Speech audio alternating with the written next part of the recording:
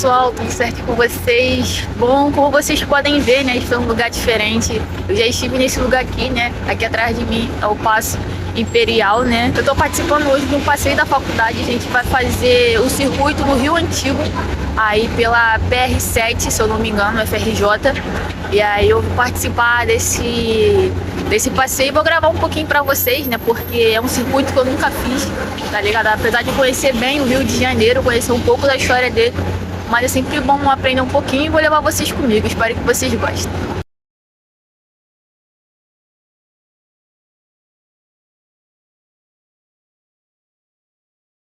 Pra quem ainda não conhece muito bem esse lugar aqui, cara, o passeio ele vai ser exatamente da Praça 15. Aqui desse lado temos o Paço Imperial. Ali naquela região, ali naquele prédio, é a estação das barcas, né, que vai para Niterói e tudo mais. Lá já é a Baía de Guanabara, né? Se vocês podem ver aqui, cara, vou tirar meu dedo, mas ali tipo um castelozinho é a Ilha Fiscal.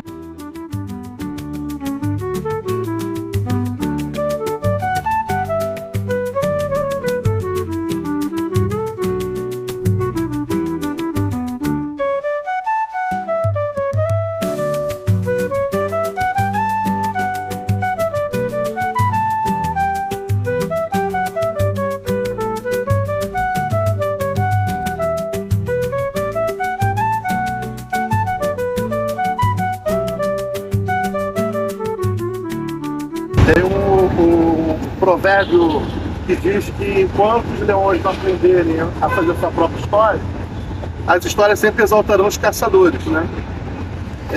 E dessa forma nós estamos aqui num local histórico, no centro do Rio de Janeiro, é um dos berços do Rio de Janeiro, e nós temos aqui uma cidade, um país que foi construído, que é bastante diverso, bastante plural, né? E a estátua que está ali, ela representa essa pluralidade. É um general. Cadê as pessoas que construíram esse país? Onde que estão essas pessoas? A história, ela conta histórias. E ela se silencia sobre outras histórias. Há um tempo atrás o pessoal fala, como que pode alguém que defende isso ter estudado história?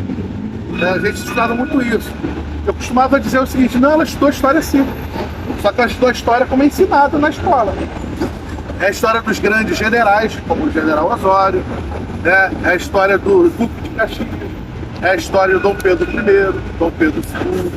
Nada contra estudar essas histórias. É importante sabermos também a mão que segurava a espada, que cortava a nossa cabeça, né? É importante saber quem são essas pessoas. Mas e o resto do pessoal? As pessoas que construíram, onde é que elas estão? A gente passa pelo Rio de Janeiro, a gente vê muita estátua de general. A gente vê muita estátua de membros da família real, a gente vê muitas estátuas de figuras, abre todas as aspas do mundo, consideradas as figuras importantes do nosso país, né? A pergunta é, como essas pessoas que construíram esse país, né, tem um dramaturgo, filósofo, poeta alemão chamado Bertolt Brecht, que ele tem um poema muito interessante chamado Perguntas de um Trabalhador que Lê. Mas uma frase inicial que eu acho importante desse poema é o seguinte, né? Quem construiu Tebas, a cidade de 7 portas? Né? Na Lima Dourado tinham somente palácios, né? Onde moravam aquelas pessoas que viviam ali?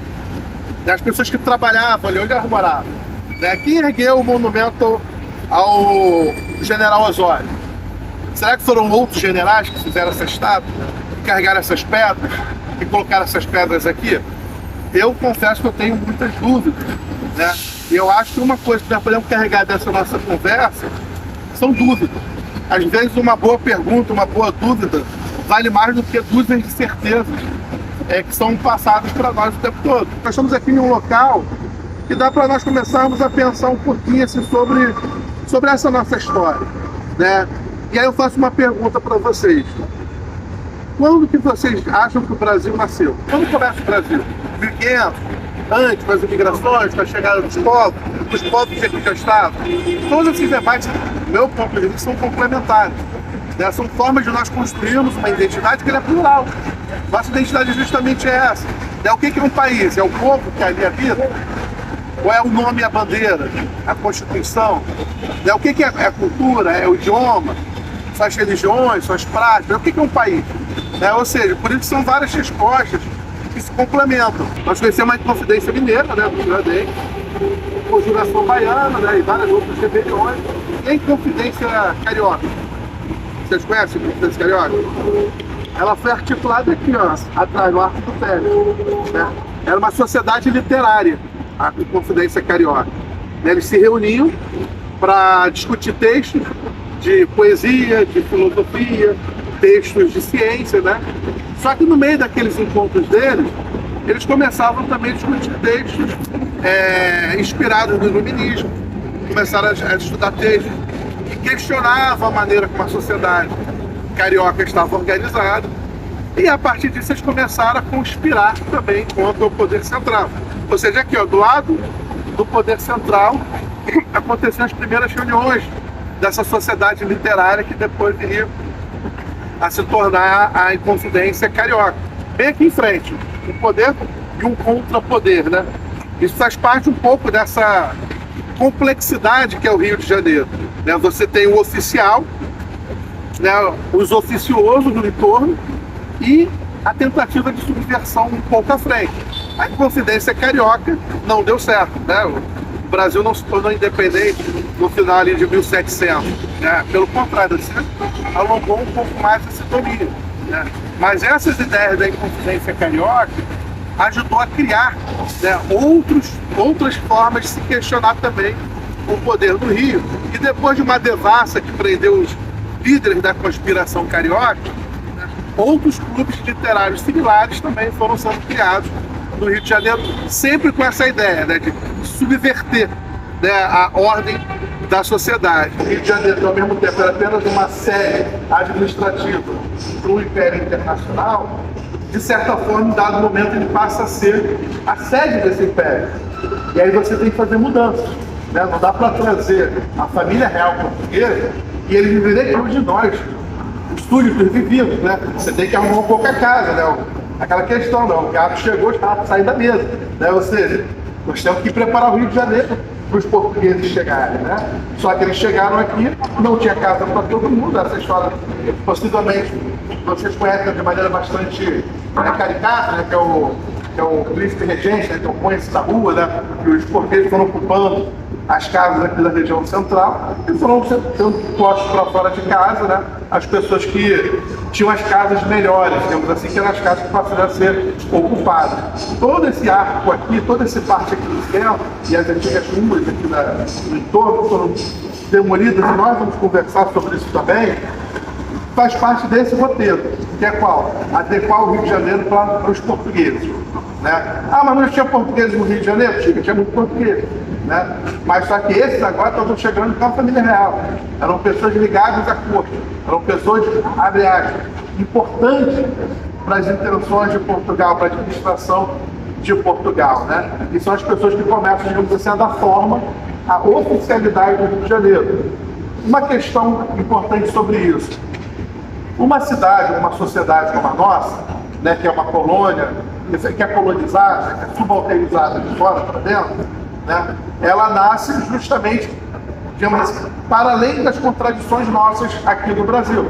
As contradições que nós temos são contradições que vêm impostas de fora para dentro. É uma sociedade montada de fora para dentro, né? É um poder que vem de fora, abafando as nossas contradições internas. Nós temos a junção de diversas culturas diferenciadas. E o Rio de Janeiro, por ter sido uma capital de Império Internacional também, tem mais esse elemento também. No Rio de Janeiro, em 1810, conviviam pessoas de diversos países do mundo, por causa dos comércios internacionais que Portugal fazia, né? Tem um texto de 1810 que diz: o Rio de Janeiro é a única capital do Novo Mundo, né, como se referiam, onde você pode encontrar japoneses, europeus, chineses, todos eles andando na rua. Por quê? Porque todo mundo vinha para cá para o comércio, né? O nosso próprio idioma, ele abarcou várias expressões de diversas culturas.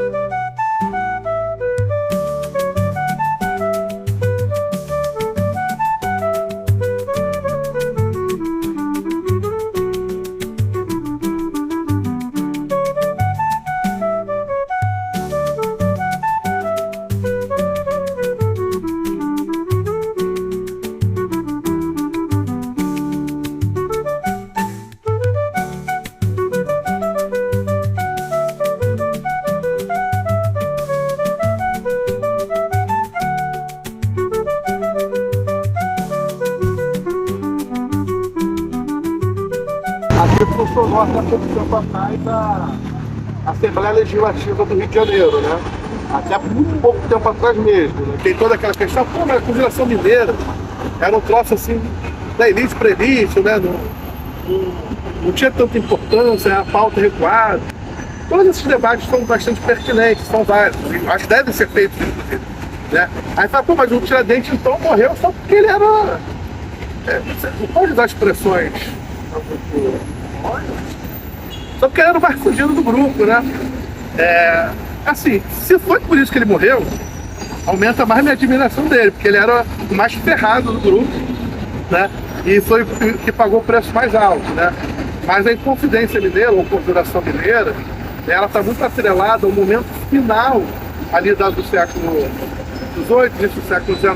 Você tem aquelas ideias contestadoras do domínio sobre a colônia brasileira, mas só o fato de você pensar em se colocar contra um domínio exterior já era uma pauta bastante avançada para a época, mesmo que não contemplasse o conjunto das pautas necessárias para o Brasil naquela época.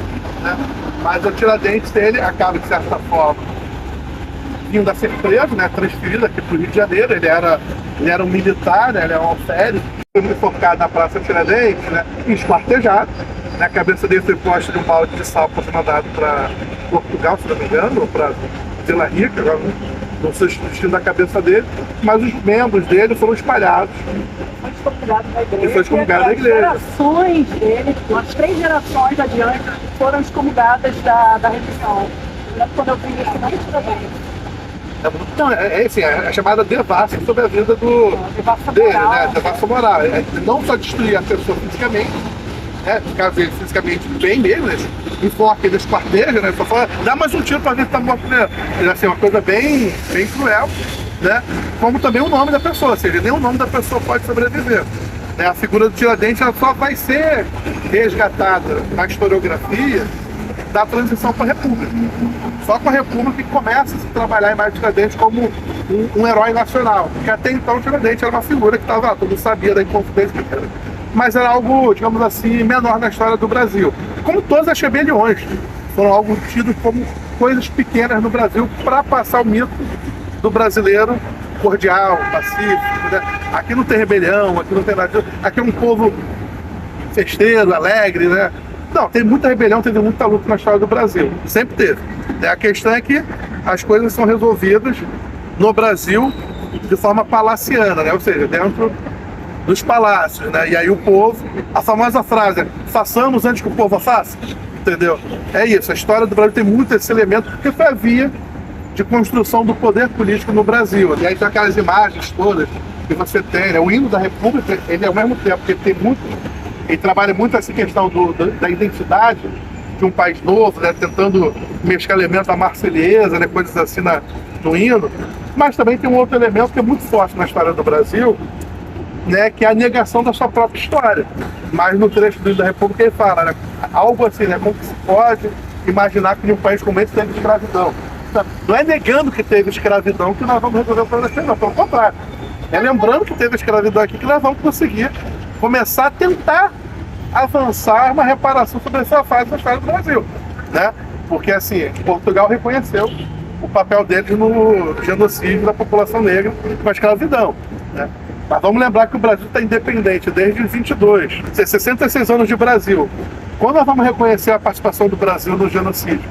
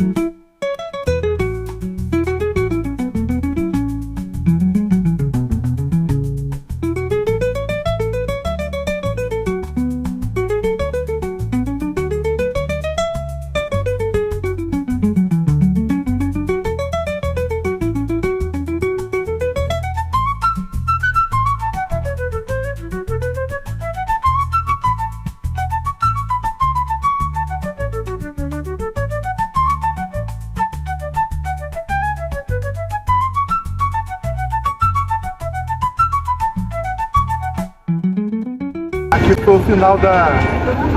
Simbolicamente até um sino tocando, ó. Não foi programado isso. Mas aqui foi onde Tiradentes foi o final da Via Crucis dele, né? Para pegar essa analogia com a questão do cristianismo. Ele é trazido lá da cadeia velha por dentro dessas ruas, até um parte do mesmo percurso que ele fez. E aqui, no caso, ele é enforcado. E após o enforcamento, né, ele é esquartejado. Ele foi o único líder, o único membro da Inconfidência que sofreu a pena de morte, né? Os demais, que também tinham sido condenados à pena de morte, receberam o perdão real. Agora, para além da morte de Tiradentes, o que chama a atenção nessa escultura para vocês? Você não consegue ver alguém não branco ter protagonismo em nenhuma escultura, né? Volto a falar, é irônico a homenagem que tem na praça do Tiradentes seja alguém da família que matou o Tiradentes, né? Sabe, com as coisas as contradições da nossa história, né? E isso faz parte da nossa formação também, que é o quê? O Rio de Janeiro e o Brasil foram o único processo onde a independência ocorreu ficando na mão da família que dirigiu o país antes da independência, né? Você tem rupturas no Paraguai, na Argentina, no Chile, na região da Venezuela, Colômbia, Equador, você tem processos de libertação, são processos que ocorrem por meio de rebeliões, revoltas, guerras, né? No Brasil nós temos um processo meio que negociado. Por quê? Havia rebeliões no Brasil, havia luta por independência, mas essas lutas elas não conseguiram ter uma amplitude, digamos assim, que abarcasse o conjunto da população. E elas foram abafadas, né? Houve muitas conspirações, Conjuração Baiana, Confidência Mineira, a Confidência Carioca, tudo isso foram conspirações. Mas além disso ocorreram lutas também, né? Na Bahia teve uma independência que a data é diferente da do Brasil na Bahia, né? Por quê? Porque lá teve uma guerra na Bahia para de fato efetivar a independência. Aqui na capital, houve uma transição de poderes. Quando a família real portuguesa chega no Brasil e eleva o Rio de Janeiro de colônia para a capital do Império, ela cria toda uma, abre aspas, né, uma elite local. A elite que estava aqui no Rio de Janeiro, ela não queria voltar à condição de ser colônia. Por quê? Porque ela tinha benefícios que ela perderia se isso aqui voltasse a ser colônia. Benefícios comerciais, comércios exteriores. Ela voltaria a fazer parte de Portugal. Ela perderia o protagonismo dela. E essa elite local começou a articular com alguns governantes de tentar transformar isso aqui em um país independente. E aí aproveitaram o sentimento que tinha na população de buscar uma independência do Brasil também em relação a Portugal e construíram uma conspiração de cima para baixo. Pressionaram a figura que tinha ficado como príncipe regente, que era o Dom Pedro, para que ele assumisse as rédeas desse processo. Do tipo, ou você está com a gente, ou também perde a tua coroa. Dom Pedro, que era um cara meio malandreado, pensou, não vou abrir mão do meu poder local, né? Vou mandar uma cartinha pro papai e falou, pai, deu ruim, entendeu? Vou ficar aqui com o pessoal aqui. No primeiro momento, esse é o primeiro ato de rebeldia dele, ele fala que vai ficar aqui, né? Mas no segundo momento é a própria proclamação da independência. Mas a independência foi feita por portugueses. E não é qualquer português, por membros da família real portuguesa. Isso é único na história da América Latina e do continente americano como um todo, né? E isso deixa marcas muito profundas no nosso país. A figura de Dom Pedro, de fato, era uma figura importante porque ela simboliza essa opção de construção política, né, que na história chama de via prussiana, ou tem outros nomes também por aí. Mas que é isso, é tentar construir a linha evolutiva de cima para baixo, a revelia do povo. O povo vem junto, nós que vamos conduzindo. E essa daqui, no caso, é a praça onde eu acho que, na minha opinião, simboliza muito desse tipo de relação. Vamos homenagear alguém que nós matamos, mas também vamos deixar marcado aqui quem mandou matar. Talvez um grande símbolo do nosso país seja não resolver os seus próprios fantasmas. Nós temos uma certa dificuldade de, assim, expurgar todos os nossos problemas e que a gente coloca eles embaixo do tapete, tranca ele nos armários e segue a vida, né?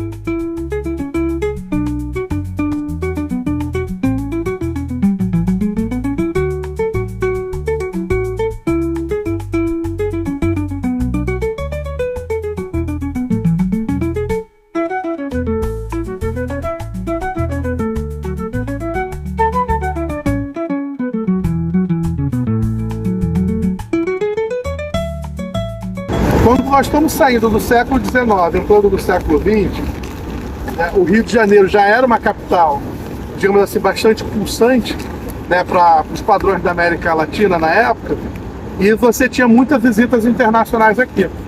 Só que o centro da cidade do Rio de Janeiro era caótico. Acreditem que é mais caótico do que hoje em dia. Hoje em dia parece meio caótico, né? Naquela época era muito mais, né? E sob a justificativa de urbanizar, higienizar e melhorar a capital, começou um processo de expulsão e remoção de uma parcela gigante da população que morava no centro da cidade. O presidente da época e o prefeito do Rio, eles se juntam para modernizar o Rio de Janeiro. A ideia deles é fazer o Rio de Janeiro uma Paris nos trópicos, né? E aí começa a demolir casas em larga escala, a população começa a ser deslocada. Não tem aquela história que o Rio de Janeiro é uma cidade entre o mar e a montanha? Então eles quiseram fazer de verdade isso, mas jogar para de trás da montanha os indesejados. Todos aqueles que a gente não quer que circule pelo centro da cidade, vamos colocar para trás das montanhas. E foi o que eles fizeram. Demoliram um monte de casa, começaram a abrir largas avenidas. Claro que tinha justificativa de higienização por causa das doenças que se tinham na época, né? Febre amarela, aquela coisa toda. Mas também tinha um outro tipo de intenção, que era afastar aqueles que não podiam aparecer no cartão postal do novo Rio de Janeiro. Que era basicamente quem? A população pobre, negra, a população que os trabalhadores do centro da cidade. Eles foram todos removidos como objetos mesmo para fora do perímetro urbano. Isso aconteceu pacificamente? Não. Você teve de 1900 a 1910 várias revoltas no centro do Rio de Janeiro. Né? Tem a revolta da Chibata, que tem a ver com os marinheiros ali, questão do castigo corporal, mas tem a revolta da vacina, que está atrelada a essa reforma sanitarista que estava tendo no Rio de Janeiro, que era a obrigatoriedade da vacinação, sem haver um processo de conversa com a população. E aí você tem essa demolição das casas, você tem a abertura de avenidas largas, né? Esse processo que começa em 1910, 9, 10, 11, só vai terminar nos anos 30 e 40. A Avenida Presidente Vargas, né, que todos nós conhecemos, ela só vai ser terminada nos anos 30 e anos 40. Assim, é muita demolição que ocorre no centro da cidade, né? Todo esse processo para quê? Para construir uma cidade para os negócios. É uma capital. Ela tem que atender os negócios, não o povo que mora ali dentro. Isso fez com que o Rio de Janeiro fosse uma capital que tenha poucas pessoas morando no centro dela. Hoje tem uma proposta de tentar revitalizar com moradias no centro. Mas não são moradias populares, né? Aqui a gente vive a história em qualquer pedra que a gente tropece no centro da cidade. Mas isso aqui é uma das regiões mais centrais aqui da nova cidade, né? da nova concepção de cidade que foi essa constituída a partir de 1903, 4 até 1910 e aí seguindo até os anos 30, né? Ou seja, essa aqui faz parte da tentativa de modernizar o Rio de Janeiro.